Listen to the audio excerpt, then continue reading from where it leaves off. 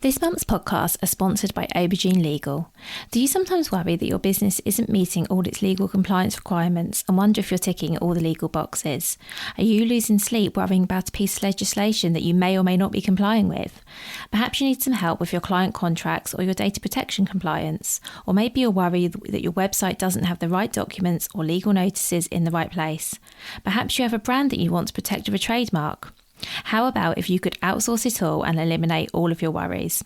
If so, then get in touch with Aubergine Legal, a friendly commercial legal consultancy offering practical and clear commercial legal advice without the overwhelming legal jargon, taking the worry away and helping you to protect your business and minimise your risks. Aubergine offers a free 30-minute consultation if you have any questions or want to find out if they can help, and you can access this link and book your free 30-minute call via the link in the show notes. Welcome to the Bring Your Product Idea to Life podcast. This is the podcast for you if you're getting started selling products or if you'd like to create your own product to sell. I'm Vicky Weinberg, a product creation coach and Amazon expert. Every week I share friendly, practical advice as well as inspirational stories from small businesses. Let's get started.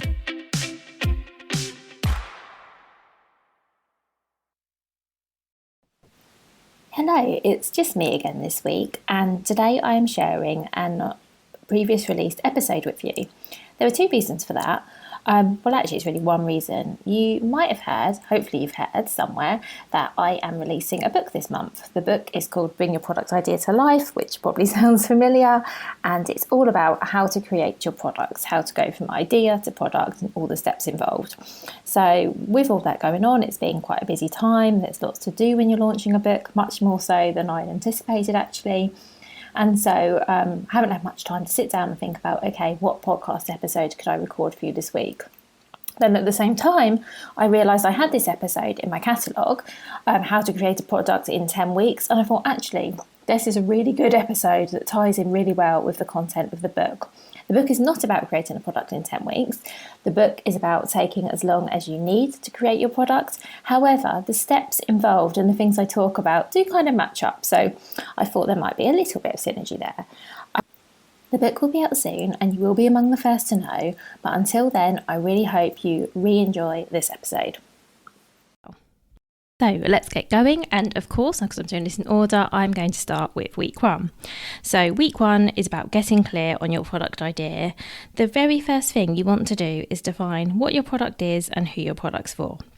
And I want you to really take some time to think about this. So what is your product? And rather than just saying, well, it's a towel. Okay, well, what sort of towel? What problem does it solve? Who might buy a product like this? Who's it for? Is it for children, but you're expecting parents to buy it? Is it a towel for swimmers? Is it aimed at a different demographic? Have a real think about what your product is. What's it made of? What makes your towel different? Are you making a towel that you can change underneath for people who do open water swimming? Are you making a hands-free towel for mums with small babies? Have a think through all of this and jot down all of your initial thoughts about your product, whether that's how or what it's made of, how it works, how it's packaged. And don't worry if you don't know the answers to everything now as well. So if you know, okay, I want to create a towel for parents with new babies and I want it to be sort of hands-free in some way, but I don't know quite how I do it, that's fine. Just make a note of everything that you know right now. And as we go through the process, we're going to start to refine it. Also think about what's your USP or unique selling point. This can and probably will change when you start to do some research in later weeks, but it's always good to get your initial ideas onto paper. Also think about why you want to create and sell this particular product. Maybe this is your USP. Maybe you've been in a situation where there was something you desperately needed, it wasn't available and you've decided to create it. Knowing what your USP is might also come in useful further down the line when you start to talk about your product. So for example, in your marketing, your social media posts, maybe if you get any press. So definitely worth taking the time to think this through. You also need to be thinking about your customer. So who is your customer? What problems or concerns do they have? How would your product help them? And a final very useful thing to think about is where your ideal customer shops. So for example, do they shop online? Do they shop in person? Do they shop via social media? Are they likely to buy things on Instagram posts? Or do they shop on other online marketplaces, for example, Etsy? Knowing this will also help you decide where to sell your product further down the line. But I should just say, if you don't know this now, do not worry, because this is something you can ask, once next week we're going to talk about validating your product idea, actually talking to potential customers. So if you don't know where they shop, make a note and we can ask people that when we get to it. So that's week 1. In a nutshell, it's about getting everything down out of your head onto paper, all of your initial ideas for your product as a starting point. Week 2 is about validating your product idea, and I'm going to pre-warn you that this is a big week. I think we went in for hopefully fairly easy with week 1. That's something you could probably do in half an hour to an hour if you've got a bit of quiet time. But week 2, there's quite a lot to do. So there's 2 stages to validating your idea. The first one is customer research. Knowing who your customer is key, which is why we spend time on that during week 1. It helps you to ensure that you're creating the product your customers want, the product they need, and it also makes it easier to be sure you're speaking to the right people this week when we're starting to validate your idea. I should say that I've spoken about validating your product ideas a lot. I have a free guide with lots of free ideas, and I have a whole podcast episode on this topic. So if validating your product idea is something you want to know more about, there is more information available. If you can't find it, drop me an email and I can send you over the links. But there will be links in the show notes as usual as well. So what we don't want you to do here is just ask your family and friends for input. So you've got a great idea for a product, and of course I'm not saying don't share it with people, but your friends and your family might not be your ideal customer, and asking them can be tricky, because you might find that actually they say what they think you want to hear. Yes, that's a great idea. Go ahead. That sounds like a wonderful product. And actually they don't know, because they're not the person that would buy it or use it. Or you might find that they go the opposite way and they're a little bit cautious and they put you off and they say, is that really a good idea? Would somebody really buy that? So I'm not saying don't listen to their opinions, and I'm certainly not saying don't talk to them about it, but I am saying unless your family or friends, and this possibly won't apply to all of them, you might just have a few family members or a few friends who are your ideal customers, if they're not the person who ultimately your product is targeted at, you have to take it with a pinch of salt. To give an example from real life, when I was trying to validate some of my ideas for my brand of baby products, I had one friend who, and I should say I wasn't asking for her thoughts, but I was telling her about my products and what I was planning, and she was saying, I don't know if people will buy that, and I thought that seems a bit expensive. And this person I was talking to wasn't a parent, and I'm not saying that means her opinion wasn't valid, but she definitely wasn't the person that I was targeting at that time. And yeah, of course I still was quite hurt by the feedback, of course I was, because this was my business and my brand, and you only want to hear nice things. But I did have to sort of have a little chat with myself and say, okay, she isn't someone who's likely to buy this anyway, which doesn't mean her opinion isn't valid, but for the purpose of my research I need to talk to people who potentially might buy my products in future. So maybe some potential customers for your products personally. If so, great. If not, go and find them. You might be able to find them in Facebook groups or other online or offline groups. And once you do find them, you need to ask them some questions. So you want to ask things like, have they ever bought a product similar to yours? And if so, what they thought of it. If they have never bought anything similar to your product idea, you could ask them whether they'd consider buying it, what reason they'd be buying it for, and what they'd expect to pay. One of my favourite questions to ask is, if you were buying an X, whatever it might be, what would it need to do or be to exceed or even maybe meet their expectations? And you can do all of this without giving away too much, because I know that you might not be comfortable sharing all of your product plans and ideas just yet. You don't need to go out there and say, I'm going to sell and whatever it is, what do you think? You can ask all these questions hypothetically and just gather a bit of research. And as I say, a lot of this you can do online as well. So if you don't need to be setting up focus groups, you don't need to be walking into a room and speaking to people if that's not your thing. You can perhaps find Facebook groups with, as I say, if your product was aimed at swimmers, maybe you can find some Facebook groups with that demographic, and maybe check with the admin if you're not sure. But I can't see anyone would object to you going in and saying, I'm just wondering if anyone has bought a whatever it is, and can I ask a few questions? So the second phase of validating your idea is to carry out some market and competitor research. And by this I mean look at other products. This is really easy to do online again. You don't have to, this is time consuming, but you don't have to do it in one go. This is something you can definitely do in little chunks.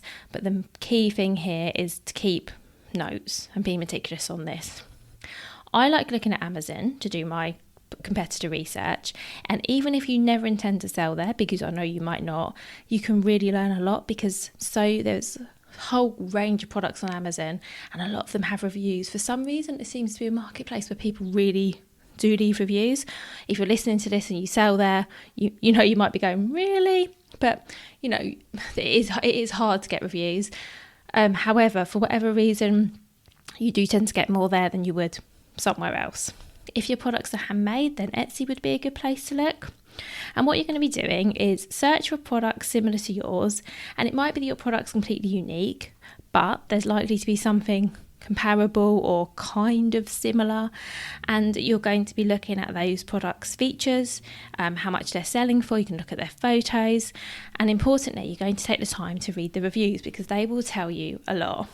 If you're short on time, because depending what kind of niche you're going into, that there might be lots of similar products on the market already, just read the 1-star and 5-star reviews, because then you get to find out why people really dislike the product and why they really like it.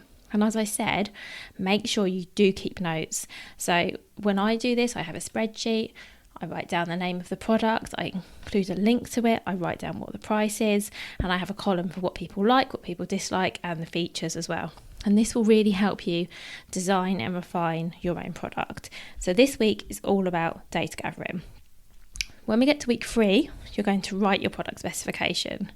So you're going to use what you found out during the last 2 weeks to make your product the best it can be and write up a detailed specification. And at the moment, this is just for your use. While you're doing this, I think there are 2 questions that you can give some thought here. One is, how can my product meet my customers' needs? Because you've spoken to your customer, hopefully you've got an idea of what they're looking for. And the second question is, how can I improve on the products already on the market? Because remember, now you know what other products are already out there, you know what people think of them, how can you make yours better? So coming back to my towel example from earlier, maybe you've been looking at similar towels and everyone said, oh, they're a bit scratchy, or they're a bit small, or I wish they were brighter colours, or maybe I wish they were more camouflaged, or whatever it is. You can see what people are actually asking for and create a product that meets that need. Also, even if you're making products yourself, I still believe a product specification is helpful, because you may still have to source ingredients or components. So if you make candles, you might need jars, for example, and it's always good to have something to refer back to. Of course, if you're making something really creative like art or jewellery or photography, then perhaps you work intuitively and you can skip this step. I'm going to leave that to you to judge. But if you're creating a product that you intend someone else to make for you, you really need to do this. So this is about taking your initial ideas, everything you've learned, really taking some time to think it through and getting something down on paper. I also think that this week is a great time to make a decision on price.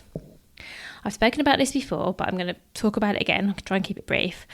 I like to think about what I might sell my product for at this stage for a few reasons. Main one being, in my opinion, I'm most likely to get it right, because I've just been looking at the market, so I know what other products are around and I know what they're selling for. I know how my product compares against theirs because I've just done my specification. So I know, okay, all my competitors are charging this, but actually mine's a bit bigger, so perhaps I can charge a bit more.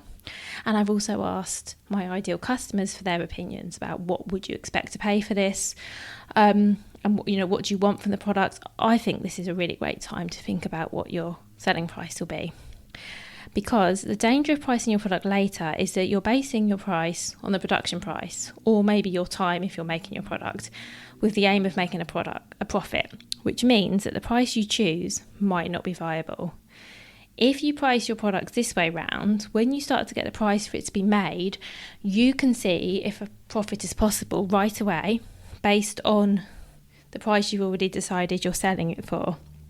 And if not, if you start getting prices back and you realise actually this product is not going to be profitable, then you can do something about it. So you can look at other suppliers, maybe look at sourcing other countries, maybe you can tweak your specification. But the one thing I don't think you want to do is to say, okay, well, I can't make a profit unless I sell my product for X amount, and then price it so high that nobody buys it. Because remember, people actually, for you to make a profit, you have to make sales.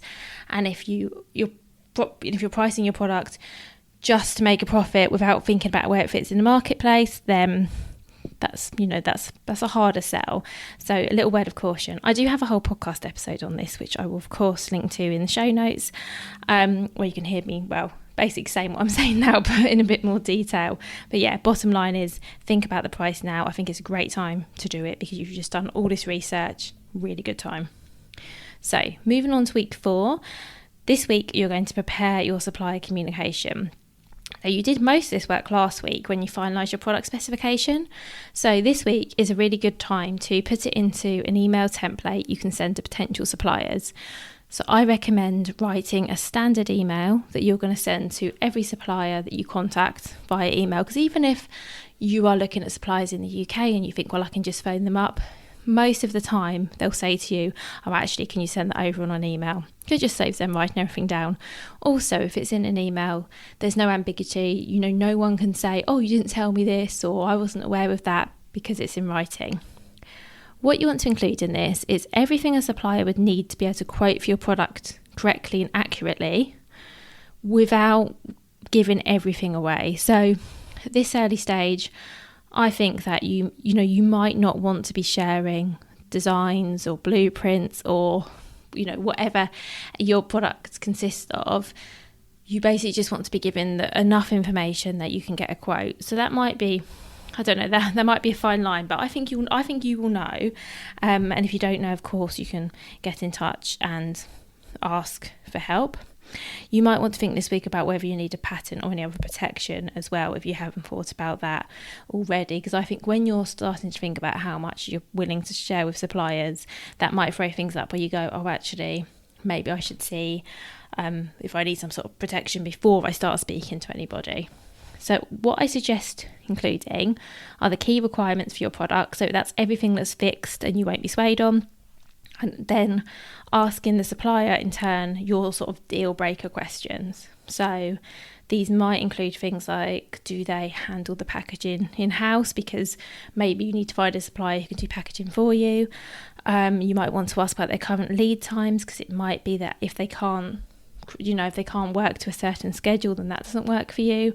If you do ask this, it's also worth asking whether there are times of year when this significantly changes, because for some products it does.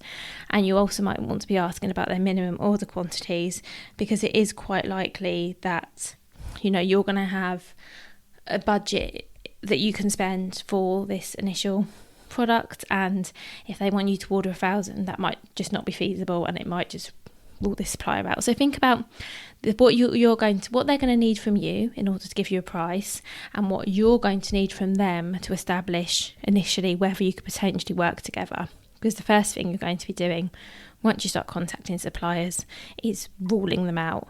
That's how it tends to work. You sort of rule them out until you end up with hopefully with a couple where you think, oh, okay, this could work. So week 5, I suggest, is a good time to research credible suppliers, and then perhaps towards the end of this week start to contact them. If you're doing really well, if you've managed to get your supplier communication done right at the beginning of week 4, maybe you move on to this a bit sooner. But let's say you've only got limited time. Week 5 is when you need to start your research. The first thing to think about, and I'm sure you've thought about this already, potentially, is where you'd ideally like to source your product from. By this I mean, are you looking at the UK or are you looking abroad?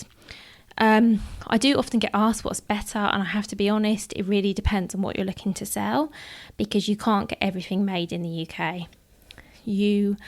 I suggest that you weigh up the options and maybe even look into multiple scenarios. So if your product could be made in the UK, or it could be made abroad, or it can be made in a few different countries overseas, it might be worth looking at suppliers in different locations so that you compare the cost, you compare the quality and the lead times, obviously depending how much time you have and which what's important to you. Because for example, it might be really important that your product is made in the UK, or if not, as close to home as possible, or actually the most important thing to you might be that you can get it for the right cost, and those things don't always tie up. So Think about what's important to you when you're making this decision. And remember that this also applies to any sort of components, packaging, ingredients, anything you need for your product. So even if you're making your product yourself, presumably you are going to need to source, whatever you need to make your product. And I think the same things apply. My key piece of advice here is to be really thorough. You can work with sourcing agents if you want to, but you don't have to. This is definitely something where I think you can save money and you can do it yourself. The one thing to know is that it does take time. Using your networks is a good way to get recommended suppliers and manufacturers. Nothing wrong with asking around. Some people will tell you who they work with, some won't. But then, no harm in asking. You also might find someone, knows somebody who works at a factory that does this or that or whatever. So do ask around. I also think there's nothing wrong with Google for finding and verifying potential suppliers, particularly if you're looking to source products out of China. If you're looking in China, I always recommend using Alibaba. It's a sourcing site. I've got episodes on this. I won't go into details now, but it's good. It gets better all the time, and it's a good way to find suppliers there. But if you're looking in the UK, there's nothing comparable, and Google is definitely the place to start. So what you want to do is end up with a shortlist, and actually it should be quite a long shortlist. I'm thinking you want for maybe initially 15 to 20 suppliers to contact. And once you've got this list, start contacting them. You're going to use the email template you already created. So hopefully it's just a case of finding an email address on the website, perhaps following it up with a phone call, depending where they are, and see what you get back. And one final thing, and this is just an aside, if you haven't already this week, it might be a good time to think, okay, do I need someone to help me with design or branding or anything like that? But I'm well aware this is a big week, so this might be enough for you. So when we get into week 6, we're talking about tracking the responses. So I'm going to make an assumption that it took you a lot of time last week to research suppliers. It should take a lot of time. It shouldn't be something that you do in half an hour because, if you might find a really great supplier doing that, and if you have, that's amazing. But in my experience, it does take quite a long time to research suppliers that can do what you need them to do. You can verify they are who they say they are, and it can take a while, basically, especially because as I say, you really want to be contacting 15 to 20. You could probably find one very quickly, but I do think the more you contact, the better. One of the reasons being it gives you more choice. So even if you contact 10 and all 10, let's say, can do what you need, it gives you a bit more negotiating power because you're going to get 10 prices to compare rather than 2 or 3, and you're going to know, it gives you a better idea of what you should be paying, because you might not have any idea. I know that I certainly didn't in the early days, and I found that the more quotes I got, the more I got a sense of what the price could be. And you find that, say you get 10 quotes back, you'll find the most fit into a kind of ballpark, and then you'll get a few outliers that seem really high or really low, which to me is a red flag. If you're only contacting 2 and one's really high, one's really low, you might think, I'll go for that one because it's the lowest, without realising that actually that's way too low. And if you contacted a couple more, you'd realise that. So I think I went off on a bit of a tangent then, but contact lots of suppliers. And I would say that this week you should start to receive replies. And by the way, if you are really ahead of this, then well done, because this is the part that I think some people can struggle with, because it is a lot of work and it is very time consuming, and it's possibly something you've never done before, and I think it's a bit daunting as well. So let's say the replies are starting to come in. I'll also say if they're not, don't panic. It can take a couple of days because you never know how busy suppliers are and how many inquiries they're getting. So once you start getting replies in, I would suggest immediately disregarding anyone who can't meet your specification. This sounds really obvious, but it can be easy to get swayed. I think I've shared the story before that I wanted my baby products to be made of bamboo, but when I started sourcing, I got lots of people come back and say, I can't do bamboo, but I can do organic cotton. And I did find myself going, organic cotton doesn't sound too bad. But no, I'd said bamboo and I shouldn't have even thought about it. I should have said, you can't do bamboo? Okay, thank you for getting back to me, but no thank you.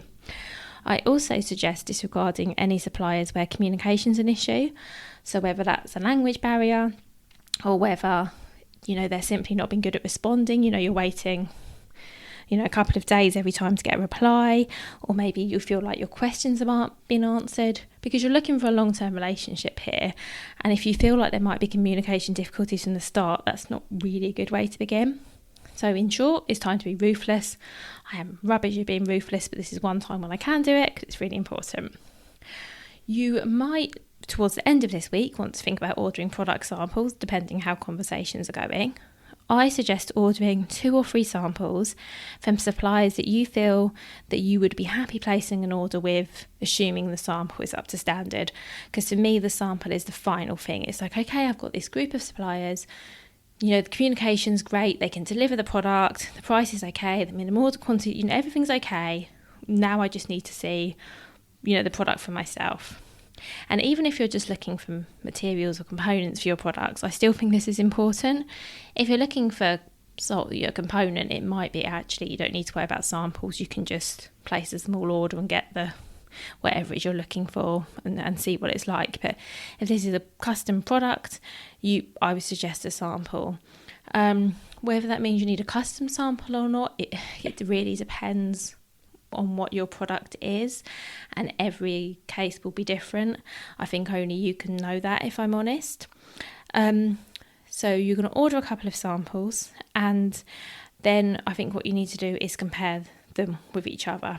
And I should also say that if you are ordering a custom sample and it's expensive and you think actually there's no way I can afford 2 or 3 because it's a really high price, then I would just order one from the company that you feel most like, the one that you feel actually is the front runner.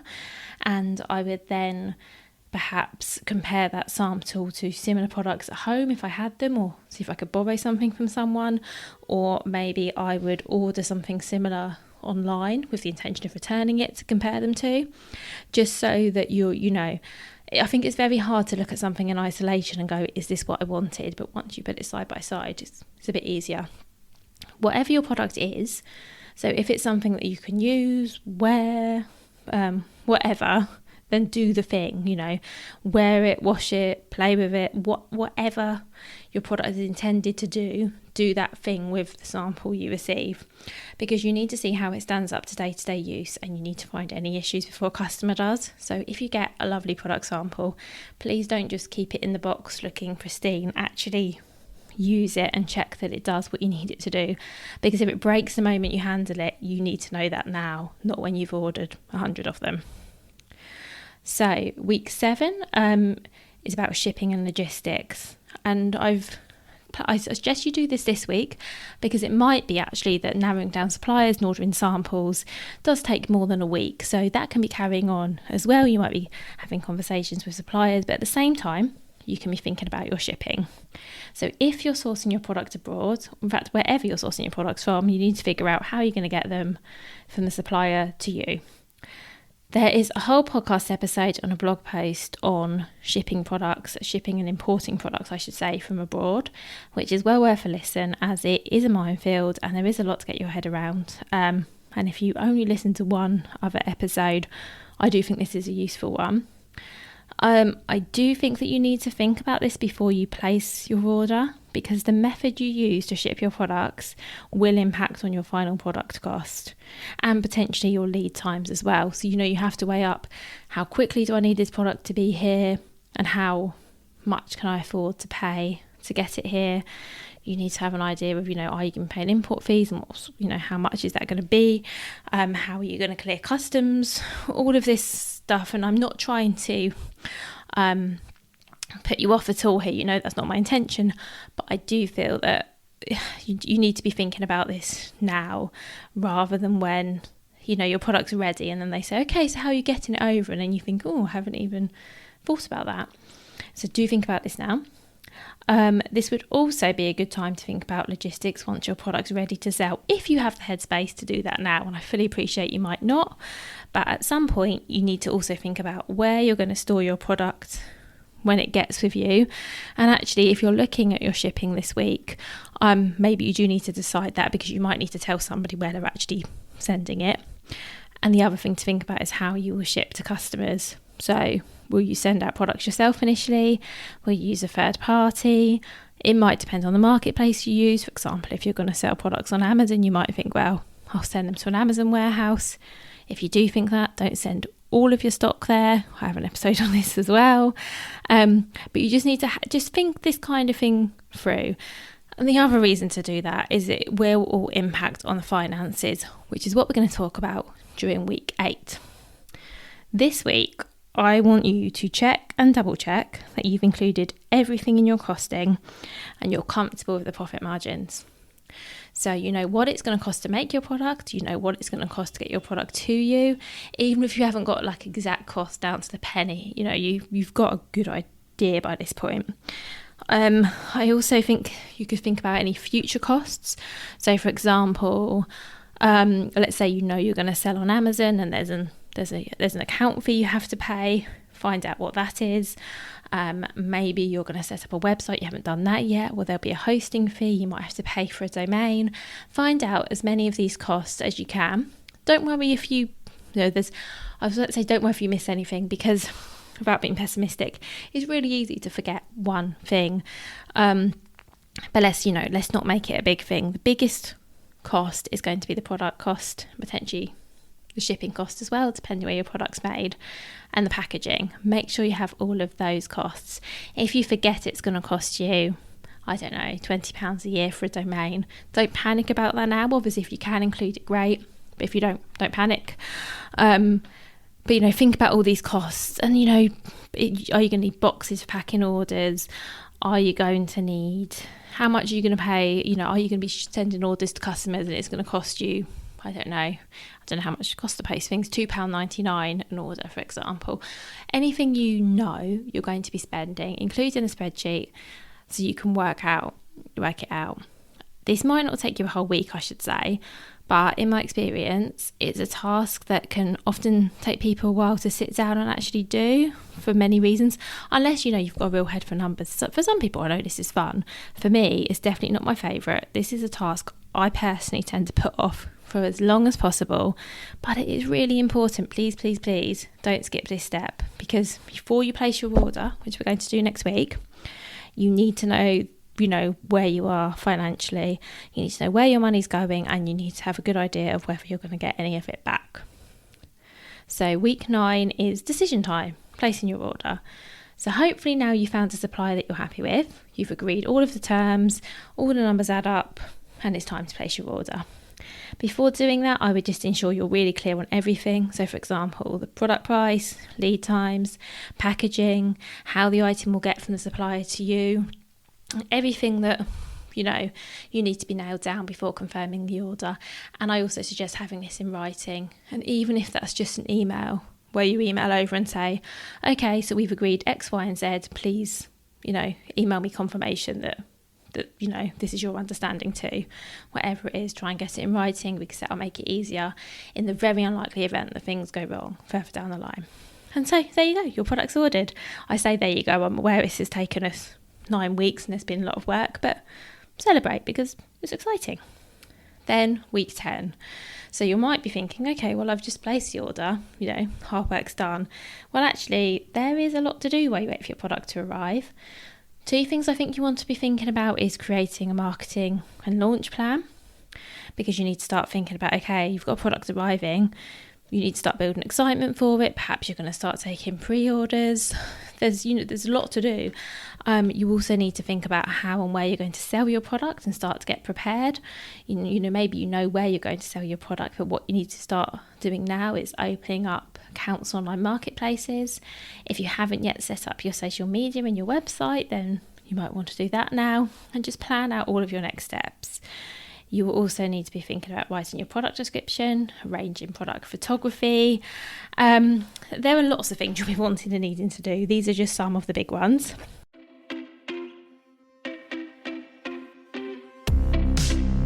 Thank you so much for listening right to the end of this episode. Do remember that you can get the full back catalogue and lots of free resources on my website, vickyweinberg.com. Please do remember to rate and review this episode if you've enjoyed it, and also share it with a friend who you think might find it useful. Thank you again, and see you next week.